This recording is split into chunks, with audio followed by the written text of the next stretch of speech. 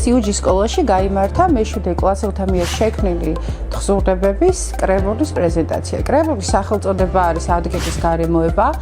აღნიშნულ პროექტზე მუშაობის იდეა გაგვიჩნდა მიმდინარე საშინაო დავალების მიხედვით, როდესაც მოსწავლეებმა შეისწავლეს რეზო ინანიშვილის ტექსტი „შორეული თეთრი მწვერვალი“, რომლის მიხედვითაც თავადაც შექმნეს ტექსტები საკუთარი საყვარელი ადგილების აღწერის შესახებ.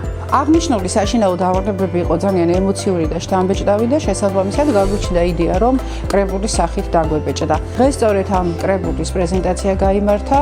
ეს იყო ძალიან კარგი შესაძლებლობა მოსწავლეებისთვის, რომ თავიანთი წერითი უნარები წარმოეჩინათ და მათ ამ დავალებას ვფიქრობ წარმატებით გაართვეს თავი.